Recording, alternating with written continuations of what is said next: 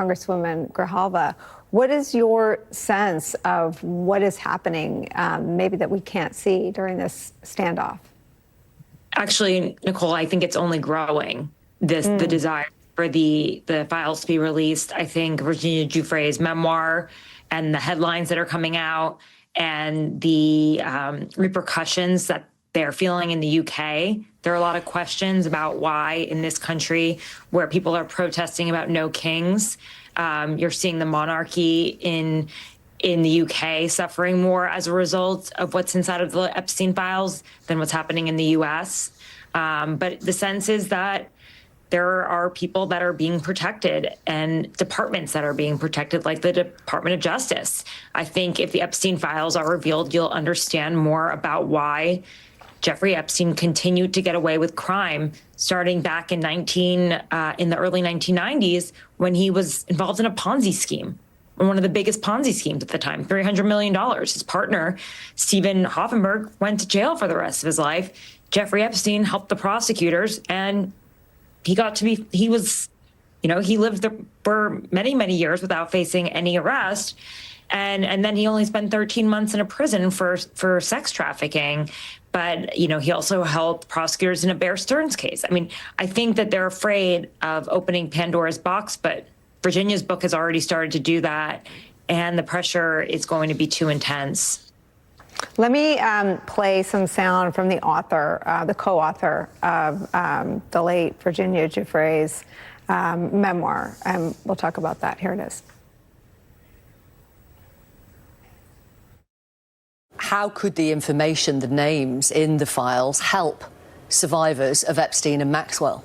Well, for one thing, it could stop putting the impetus on the survivors, on Virginia's book, on me, to name the names.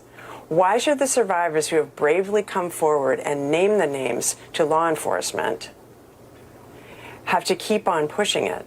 Law enforcement should take over. The Department of Justice should take over. And so, I mean, the names are in the files. I know from Virginia the names that she told the FBI. So you don't need the victims to keep on talking about it. And frankly, you don't need Ghislaine Maxwell to be interviewed in prison about it. I mean, Tara, this seems to be the piece that the public intuits.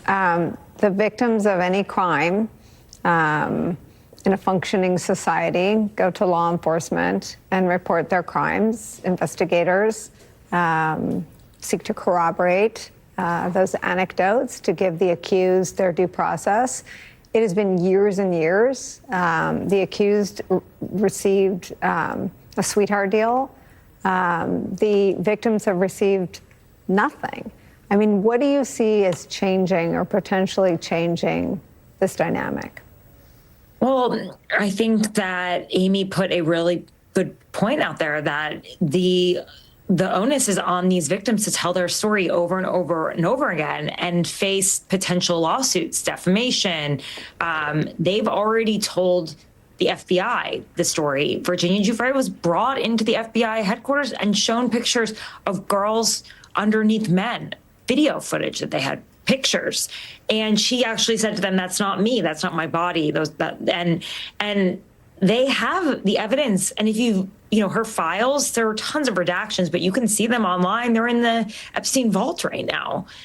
There are names behind those redactions. They have all of the evidence, but the victims are witnesses. They are evidence. They are the truth, but they're not even being asked to testify before Congress. Alex Acosta admits he never read the witness statements. Kash Patel, who's one of the top law enforcement officials, says he hasn't read their statements. Nobody cares about what happened to them. That's not considered evidence here. Kristy, I mean, I guess the difference here is that once sworn in, Congresswoman-elect Grijalva will be the 218th vote.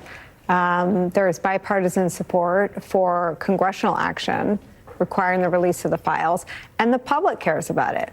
81% of the public is interested in knowing what Donald Trump is covering up by keeping them secret.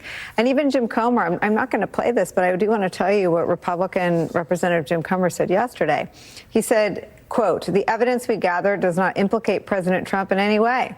Public reporting, survivor testimony, and official documents show that Bill Clinton had far closer ties to Epstein. Okay, then show us. I mean, even their spin and deflection argues for releasing the files. Right. I mean, Representative Comer's statement is so expected, right? This is Donald Trump's playbook that we saw from his trial, right? Catch and kill anything negative about him. That's why we're not releasing the Epstein file, because his name is in there.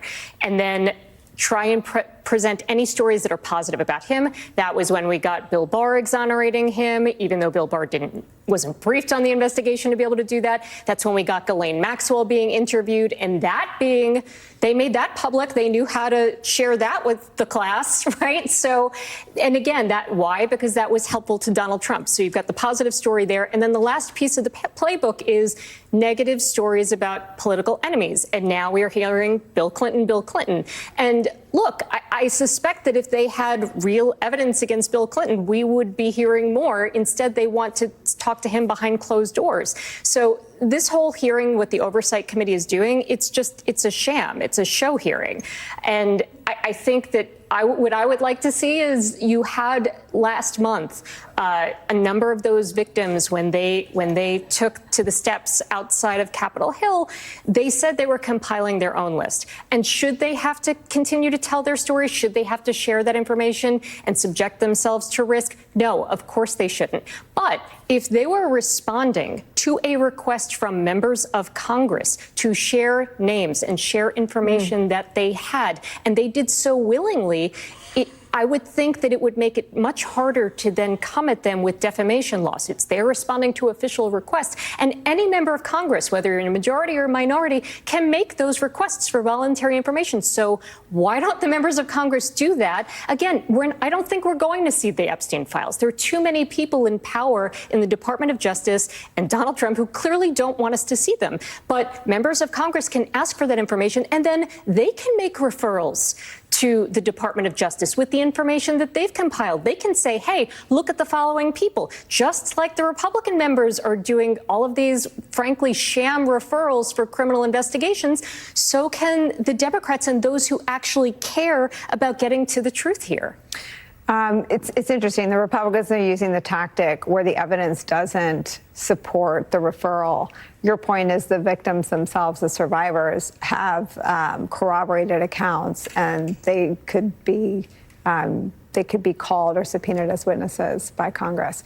I want to ask you about the lawsuit that we started the hour with from the Attorney General of the state of Arizona. Where does that go, and is it likely to be successful, and is it likely to be quick?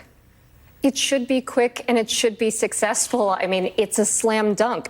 There's no question here about whether or not she was, duly elected. She's been certified. She got close to 70% of the vote. So, I mean, when you're quibbling over whether to administer her the oath, to swear her in, I mean, this is a formality. It matters that, she's right that it matters and it needs to happen, but this is not something that should take long. He has no reason for not doing it. He's clearly playing games here. And I think this is the kind of thing that people are sick of. Like, it's so ridiculous. Seat her. And I think what the lawsuit is saying, they're asking for two things. One, declare her to be the duly elected member of Congress, declare her to have that seat, and then declare that anybody can administer this oath. There's nothing special about Mike Johnson where it has to be him. Anybody could do it. The court can declare that, and then we can move on. Representative-elect, has this been what a weird way to begin your time in Congress. What have you learned over the last 30 days that maybe surprises even you, having obviously known what your father's experience was in this body? I've been in elected office for 22 years. The system here is pretty broken. It surprises me the ease by which people mislead and lie. Like, it's just, there are certain things that I was at, and then to hear them spun in a way that does not relate at all to reality has been very, a little unnerving. But I have to say, the caucus members that have welcomed me, people have been so kind. And there are some really genuine people here that just want to do good work for their community. So I am very heartened by that. And I wish that we could all just get on with working towards minimally health care for the American people. But, you know, I have to keep fighting for the things that people elected me to do while I'm here, which is fighting for our democracy and help to keep this nation looking like the nation we grew up in. I mean, I have 3 children. I want to protect it for them and for generations to come. And where we are now is a very scary time in our nation. And we have to protect the people that cannot speak up for themselves. It is just stunning to see Mike Johnson swearing in when the House wasn't in session, Republicans, and there you are, ready and willing to go to work for your constituents, and he won't see to it to swear you in. Representative-elect Grijalva, thank you for your time. Kristy and Tara, thank you for starting us off. We'll stay on top of the story. That was another episode of the Tara Palmeri Show. Thank you again for tuning in. Please rate, subscribe, share this with your friends. If you like my reporting, please go to tarapalmeri.com. That's TARAPALMERI.com with just one I, and sign up for the red letter. It's how you get my exclusive reporting straight to your inbox, and it's how you can support my independent journalism. No billionaires involved here, no establishment propping me up. This is just me doing independent journalism, following the leads when they come. I want to thank my producer, Eric Abinate. I want to thank Abby Baker, who does research and social media. And I want to thank Adam Stewart, who does my graphics. See you again tomorrow.